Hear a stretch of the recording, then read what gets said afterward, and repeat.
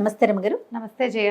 రమగారు, పిల్లలు కొన్ని సందర్భాల్లో చెడు అలవాట్లు నేర్చుకోవటం స్నేహితుల వల్ల కావచ్చు, వారంతటి ఏదన్నా చూసి కావచ్చు నేర్చుకుంటూ ఉంటారు. వీళ్ళు నేర్చుకుంటారు, చేసేస్తూ ఉంటారు కదా. అలాంటి వాటిని తప్పించాలి అంటే, అలాంటి చర్యలకు పాల్పడకుండా ఉండాలంటే చిన్నప్పటి నుంచి చెప్తా ఉండాలి. కానీ ఏదైనా కథల రూపంలో చెప్తే కాస్త బాగుంటుంది కదా. కొన్ని కథలు బాగుంటాయి, కొంత ఆలోచింప చేస్తాయి కదండి. అలాంటివి ఏమన్నా ఉంటాయి. పూర్వం అంట ఒక గురుకులంలో కృష్ణచంద్రుడు ఆయన పేరు, గురువుగారు. చాలామంది శిష్యులు ఉండేవాట. చాలా బాగా చదువుకున్నాడు ఆయన భార్య ఉండేవాళ్ళు, చాలామంది శిష్యులు. అయితే ఏమైందట, ఒకనాడు ఆయన నదికి వెళ్ళి పూజా పునస్కారం సంధ్యావందనాదులు ముగించుకొస్తుంటే ఓ 4-5 కాస్త పెద్దవాళ్ళుగా ఉన్న కుర్రవాళ్ళు ఓ కుర్రాన్ని కొడుతున్నారు చెంపకాయలు. నేను అర్థం కాలే, ఏమిట్రా ఎందుకు నాయనా వాడిని కొడుతున్నారు అంటే, వీడందరూ దొంగతనం చేస్తున్నాడండి. 2-3 సార్లు మేము చూసి చూడనట్టు ఊరుకున్నాము, పట్టుబడి కూడా నేను దొంగతనం చేయలేదంటున్నాడు. వాడి దగ్గర వస్తువు దొరికింది, మాట వింటలేదు, 2-3 సార్లు జరిగింది, మీకు దాకా తీసుకురాకుండా మేమే దండిద్దామని దండిస్తున్నామంటే అప్పుడు ఈయన వదిలిచ్చి వాళ్ళని అందరినీ కూర్చోబెట్టుకుని ఒక కథ చెప్తాను అన్నట్టు. ఓకే. పంచమహాభూతాల్లో నీరు ఒకటి. ప్రపంచానికి అది అవసరం, మనకి అది అవసరం. కానీ ఏం చెప్తారు, నీరు పల్ల మెరుగు. ఎక్కడ చిన్న ఖాళీ ఉన్నా అందులోకి వెళ్ళిపోతుంది. ఓకే. నీరు పతనానికే దారి తీస్తూ ఉంటుంది. ఎంతసేపు కిందకి వచ్చేద్దామనే ఉంటుంది, దానికి పైకి వెళ్దామని ఎందుకు ఉంటుంది? పైకి ఉండదు. మానవుల బుద్ధి కూడా కిందకెళ్ళే దారి కనపడి ఆ వైపుకి నీరులాగా దారి తీస్తే పతనమే తప్ప పైకి ఉండదు ఇంకా. ఓకే. ఎప్పుడు కూడా ఒకసారి ఒక దురలవాటు, ఒక దురభ్యాసం, ఒక చేయకూడని పని కనుక చేస్తే అందులో ఆనందం లభించవచ్చు, లాభం కనపడచ్చు. కానీ చివరికి జరిగేది ఆనందము లాభము కాదు, పతనావస్థ. ఎక్కడికో వెళ్ళిపోతాం, దాంట్లోంచి బయటపడలేం. తొలిగా మన కాలు జారుతున్నప్పుడే, బురదలో పడ్డప్పుడే కాలు కడిగేసుకోవాలి, కాలు వేయకుండా ఉండాలి అందులో. ఈ రకమైన పతనానికి వెళ్ళకూడదు. పూర్వం ఇలాంటిదే ఓ కథ జరిగిందని ఓ కథ చెప్తున్నారు. ఓకే. ఇదివరకు ఈ చుట్టుపక్కల గ్రామాల్లో శ్యామలుడని ఒక కుర్రాడు ఉండేవాడు. మంచి కుటుంబమే వాళ్ళది. కానీ వీడికి తల్లిదండ్రుల సద్బోధలేవి చెవికక్కేవి కాదు.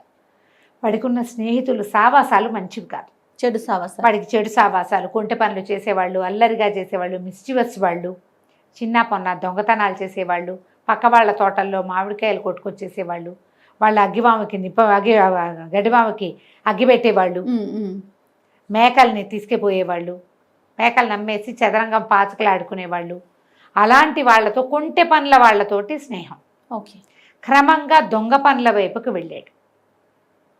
ఏదో ఉండేవాడు, ఎంత చెప్పినా వాళ్ళ అమ్మా నాన్న మాట వినేవాడు కాదు. ఇందులో ఈ దొంగతనాల్లో, ఈ అల్లరిలో లభించే థ్రిల్ ఉంది చూసావా, అది వాడి రక్తాన్ని ఉరకలెత్తిచ్చేసేది.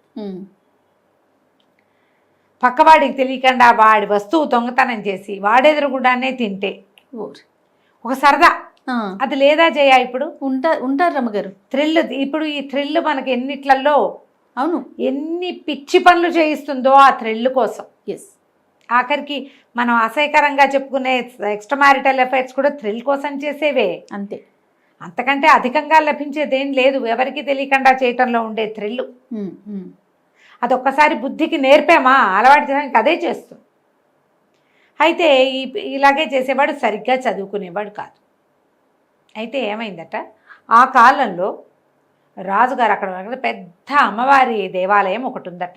ఓకే. ఉంటే అమ్మవారికి విశేషంగా కొలుపులు చేయించి ఒక నవరత్న హారం చేయించారు రాజు. ఆ నవరత్న హారంలో ఆ కింద భాగంలో ఎక్కడ పతకాలు ఉంటాయి కదా, కిందకి పెండెంట్స్, అక్కడ ఒక పెద్ద మణిని పొదిగించారు. అది చాలా మేలు చేసే మణి అని చెప్పుకునేవాళ్ళు, పెద్ద మణి.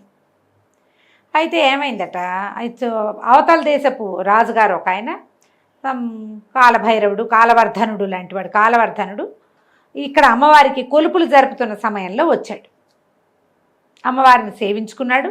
ఈమె చాలా శక్తివంతురాలు, మహాకాళి, చాలా విశేషమైన సేవలు జరిపాడు. కానీ అతనికి ఆ వజ్రాల, ఆ నవరత్న పథకం మీద దృష్టి ఉండిపోయింది.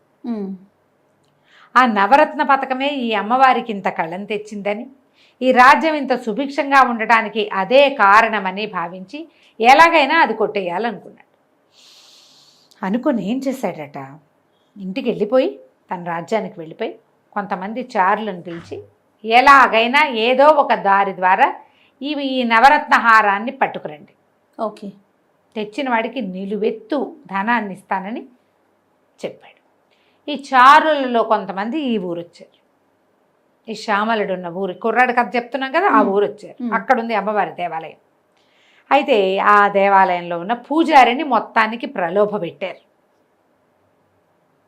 ఒకరోజు రాత్రి ముహూర్తం పెట్టుకున్నారు. ఆ రోజు సాయంకాలం అనుకోకుండా దేవాలయంలో ఏదో విశేషమైన సేవ, ప్రసాద వితరణ బాగా జరుగుతుందని జనం చేరారు. బాగా జనమంతా వెళ్ళిపోయాక ఎక్కడో ఆటకాయగా గోలికాయలు ఆడుకుంటున్న శ్యామలుడు అండ్ ఫ్రెండ్స్ ప్రసాదం ఏమన్నా మిగిలిందేమో తిందామని దేవాలయం దగ్గరకు వచ్చారు. ఓకే. వచ్చేసరికల్లా వాళ్ళు అందాక వచ్చిన వాళ్ళు కొంతమంది ఎవరో ఆ తండ్రులు వాళ్ళు వీళ్ళు కేకేస్తే వెళ్ళిపోతే శ్యామలుడు ఒక్కడు నేను వెళ్తాను, ప్రసాదం ఉందో లేదో చూసొస్తానని వాడు దేవాలయం దగ్గరకు వచ్చాడు. అప్పటికి ప్రసాద వితరణ అయిపోయింది. దేవాలయం తలుపులు కూడా మూయబడ్డాయి. కానీ వీడు దేవాలయాన్ని సమీపిస్తుండగా చుట్టుపక్కల బోళ్ళంత తోటగా అంత బాగా పువ్వుల చెట్లు అవి ఉన్నాయి. ఒక చెట్ల మాటున పూజారి గారు ఆ చారుడు ఇద్దరూ మాట్లాడుకోవటం వాడు చూశాడు. ఏదో జరుగుతోంది ఇక్కడ అని తెలిసింది. వాడు ఏదైనా జరిగేదాకా అక్కడే మాటేసి ఉండాలని అక్కడ ఉండిపోయాడు. ఉండిపోతే చారుడు తందారితో పోయాడు, పూజారి వెళ్ళిపోయాడు. రాత్రి 12 గంటల వేళ పూజారి ఒక్కడే వచ్చాడు. వీడు వేచున్నాడుగా ఏదో జరగబోతోందని. ఎప్పుడైతే ఈ పూజారి తలుపులు తీసి దేవాలయం లోపలికి ప్రవేశించాడు, మన వెనకాలే శ్యామలుడు కూడా వెళ్ళిపోయాడు. ఏంటి పూజారి గారు ఏం చేస్తున్నారు రాత్రిపూట అని అడిగాడు. అడిగిపోయాడు. అప్పుడే అమ్మవారి మీద చేయిబెట్టి హారం పుచ్చుకున్నాడు. ఉలిక్కిపడి హారాన్ని వదిలేసేసి అడిగిపోయి ఏం చెప్పాలో తెలియక, ఒరే బాబు నువ్వెట్లా వచ్చావురా, ఎట్లా వచ్చావు, నేను 8 గంటలకే చూశాను, అప్పటి నుంచి మీరు ఏం చేయబోతారా అని చూడడానికి నుంచున్నాను, ఏమిటో సంగతి చెప్పండి అన్నాడు. అప్పుడు ఆయన వణికిపోతూ ఎవ్వరికీ చెప్పద్దురా, నీకు కూడా ఏమైనా ఇప్పిస్తాను, ఈ హారాన్ని కాలవర్ధనుడికి మన పక్కనున్న నగరానికి కాంభోజ రాజ్యానికి తరలించేందుకు ప్రయత్నం జరుగుతోంది, నిలువెత్తు ధనం ఇస్తానని ఆయన ప్రకటించాడు, అందులో సగం వీళ్ళు నాకు ఇస్తామన్నారు. దేవాలయంలో ఉంటే ఏమొస్తుంది, ఈ హారాన్ని వాళ్ళ పరం చేసి ఊరు వదిలి పారిపోదాం అనుకుంటున్నాను నేను అనేసరికల్లా వాడు అన్నాడు, కుర్రాడు శ్యామలుడికి వెంటనే సరదా వచ్చేసింది. డబ్బు, అంత డబ్బా, ఏమన్నాడు, వాళ్ళెవరికో ఎందుకు ఇవ్వాలి, మనమే తీసుకుందాం, మీకేం భయం లేదు, నేను ఉంటా మీతో పాటు, మన ఇద్దరం ఈ హార పుచ్చుకుని పారిపోదాం, వాడు మీకు సగం ధనం ఇప్పిస్తానన్నాడు, మనమే ఈ వస్తువు పట్టుకెళ్ళి కాలవర్ధనుడికి ఇస్తే ఫుల్ ధనం మనకు వస్తుంది, చెరిసగం. ఓకే, బాగుంది కదా అని చెప్పి సరేనని ఏం చేశారు, ఆ చారుడు వచ్చే లోపలే వీళ్ళిద్దరు వచ్చి అటుక్కన పూజారి తెచ్చిన సంచిలో ఆ నగ వేసేసుకుని దేవాలయం తాళాలు వేసేసి బయటికి రెండో దారి గుండా అడవిలోకి వెళ్ళిపోయారు. నడిచి వెళ్తుంటే వాళ్ళిద్దరికీ ఏమనిపించింది, ఇంత దూరం వచ్చాం, ఇంకొక 7-8 గంటలు నడిచామా ఆ ఊరు చేరిపోతాం, ఈ గోన్ సంచిలో ఏముందో ఎవడికి తెలియదు, మొత్తం సొమ్ము నాకే కావాలని ఇద్దరికీ అనిపించింది. చూడండి, అనిపించాక ఏం చేశారు, ఒక బాగా ముందుకెళ్ళాక శ్యామలుడు అన్నాడు, అమ్మో కాళ్ళు పడిపోతున్నాయి, ఆకలేసిస్తుందండి, మీరు ఇక్కడే కూర్చోండి, ఊళ్ళోకి వెళ్ళి ఏదైనా ఫుడ్ పట్టుకొస్తానన్నాడు. ఆయన అక్కడ కూర్చోబెట్టాడు. వీడు ఊళ్ళోకి వెళ్ళి ఏదో పళ్ళు గిళ్ళు కొనుక్కొచ్చి పూజారి గారు తినటానికి ఏదో తీసుకుని అందులో కొద్దిగా చిన్న విషపు సీసా ఒకటి కొని దాని మీద వేసేసి పట్టుకొచ్చాడు. ఈ లోపల పూజారి గారు ఏం చేశాడు, అటు ఇటు తిరిగి కొంచెం పిచ్చి పుచ్చకాయలు అవి ఉంటాయి అడవుల్లో, ఒక రకమైన చేదు, అవి తింటే చచ్చిపోతారు. అడవిలో అక్కడక్కడ జామ పళ్ళు కనపడుతుంటే ఏం చేశాడు, జామ పళ్ళు పట్టుకొచ్చి ఈ పుచ్చకాయల్ని బాగా చిన్న చిన్న పుచ్చకాయలు మనం ఇవ్వంటారు ఏమైనా అంటే నేల విసిరి లాంటివి, ఒక రకమైన చిన్న చిన్న కాయలు, విషముష్టి అలాంటి కాయలు బోల్డన్ ఉంటాయి. ఇవన్నీ పిచ్చి పేర్లు చెప్తున్నాను నేను. ఈ పేర్లవి ఈ కాయల్ని బాగా నలిపి ఆ రసం తీసి పళ్ళంతా పట్టించేసి బాగా ఆరబెట్టేశాడు. కుర్రాడు వచ్చాడు, శ్యామలుడు వచ్చి నేనేమో తినేశానండి, మీరు ఇదిగో ఆహారం తినండి అని ఆయన చేతులు పెట్టాడు. ఈయన అన్నాడు, ఒరే 2 జామపళ్ళు నేను తిన్నానరా, ఈ జామపళ్ళు నువ్వు తినని ఆ 2 జామకాయలని ఎత్తి శ్యామలుడి చేతులు పెట్టాడు. ఓకే, శ్యామలుడు జామకాయలు తిన్నాడు, పూజారేమో వాడు తెచ్చిన శ్యామలుడు తెచ్చిన ఆహారం తిన్నాడు. కాసేపటికి ఇద్దరు విష ప్రభావంతో చచ్చిపోయారు. ఆ కథ చెప్పి చూడు, ఒక్క చోట అత్యాశకి పోతే అత్యాశ దొంగతనం నుంచి హత్యకి పురికల్పింది. అంతే. మామూలుగా అయితే వీళ్ళలాంటి వాళ్ళు కాదు, ఆ, ఒక్కసారి దిగితే దిగజారుడు మెట్లయిపోతాయి కదా, ఒకదాని తర్వాత ఒకటి, ఒకదాని తర్వాత ఒకటి. అందుకని తప్పులు మొదటే చేయకూడదు. ఒకసారి చేసాం, పట్టుబడ్డాం, ఇంకా చేయకూడదు. ఒకసారి 2 సార్లు చేసాం, పట్టుబడి బుద్ధి చెప్పించుకున్నాం, అసలు చేయకూడదు. శ్యామళుడికి అమ్మా నాన్న చెప్పినా వినలే.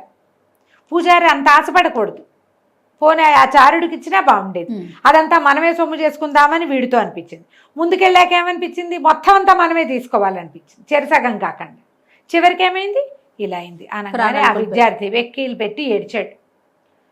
నేను కూడా పతనంలోకే వెళ్ళిపోతాను గురుగారు, మీరు మమ్మల్ని రక్షించారు, నన్ను నేను ఇంకెప్పుడు దొంగతనం చేయనండి అని కాళ్ళు పట్టుకుని తెగ ఏడ్చి శోకాలు పెట్టి పిల్లాడు వెళ్ళిపోయాడు. మిగిలిన వాళ్ళంతా కూడా వాడిని పోలేరా, ఏడబోకి ఇంకెప్పుడు ఇలా చేయకూడదురా, చూడు ఎలా అయిపోయింది, కథ చూసారా చెప్పారు అని చెప్పేసి వాడితో మాట్లాడుతూ ఎలాంటి పరిస్థితుల్లో ఎవరెవరు ఇలా అయిపోయారు, పురాణాల్లో ఆ కథలు ఈ కథలు చెప్పుకుంటూ విద్యార్థులంతా వెళ్ళిపోయారు. ఆ పక్కన ఏదో పని చేసుకుంటూ ఈ కృష్ణచంద్రుడు గురువుగారి భార్య కథ అంతా విని కళ్ళనీళ్ళు పెట్టుకుని, విద్యార్థి అయితే మనవాడు దారిలోకి వచ్చేసాడు, ఇక తప్పులు చేయడు, పాపం వృధాగా శ్యామలుడు చచ్చిపోయాడు, ఆ పూజారి చచ్చిపోయాడండి పాపం, చివరికి చావులు అవరించింది వాళ్ళని అంతే అన్నది ఆవిడ కళ్ళనీళ్ళు తుడుచుకుంటూ. ఈయన అన్నాడు, ఇద్దరూ చావలేదు, పూజారి వృద్ధుడు కాబట్టి ఆయన చనిపోయాడు, శ్యామలుడు ఆ విషయం వాడికి చాలా, అది కొట్టుకుంటూ ఉంటే ఆ దారిని వచ్చిన ఒక గురువుగారు కాపాడారా, శ్యామలుడిని దరి చేసుకుని అతన్ని తీసుకెళ్ళి వైద్యం చేయించి తన శిష్యుడిగా స్వీకరించి కృష్ణచంద్రుడు అని పేరు పెట్టారు అని చెప్పాడు. ఆయన ఆవిడ ఆశ్చర్యపోయింది, ఏమిటి మీరే శ్యామలుడా అంది. నేనే శ్యామలుడిని, నా చిన్నతనంలో నేను అలాంటి పని చేశాను, పూజారి మాత్రమే మరణించాడు, నేను మరణించలేదు. నేను ఇలాంటి పని చేసినందుకు సంవత్సరాన్ని నన్ను కొండ గుహలో ఉంచారు. బోస్టన్ స్కూల్ లాగా ఏదో ఉంటుంది కదా, బోస్టన్ స్కూల్ అయినా దాన్ని ఏమంటారు, ఏదో స్కూల్ పిల్లల్ని పెడతారు కదా, తప్పులు చేసిన పిల్లలు, ఆ స్కూల్లో పెట్టారు. అలాగే నన్ను కొండ గుహలో సంవత్సరం పాటు ఉంచారు. తర్వాత నన్ను శిష్యుడిగా స్వీకరించారు. మరి ఆ హారం ఏమైందంటే అంది, ఆ హారాన్ని వారం తిరిగేసరికల్లా అమ్మవారికి మా గురువుగారే సమర్పించేశారు. నన్ను ఆయన మార్చారు. ఎవరికైనా మారేందుకు అవకాశం వస్తుంది, తీసుకోవాలి. ఎలాంటి పతనావస్థలో అయినా మారేందుకు అవకాశం వస్తుంది. తొలి కాలంలో వచ్చినప్పుడు తీసుకుంటే అదృష్టవంతులు. నా అవకాశం నాకు ఎట్లా వచ్చిందంటే నన్ను 1 సంవత్సరం పాటు ఉంచారు, నాకు అదే నేను చెప్పానని చెప్పాను. కథ కంచికి మనం ఇంటి. ఎంత బాగుందోనండి. నమస్తే రమ్మగారు. నమస్తే జయ. సుమన్ టీవీలో మీ పర్సనల్ అండ్ బిజినెస్ ప్రమోషన్స్ కోసం కింది నెంబర్కి కాంటాక్ట్ చేయండి.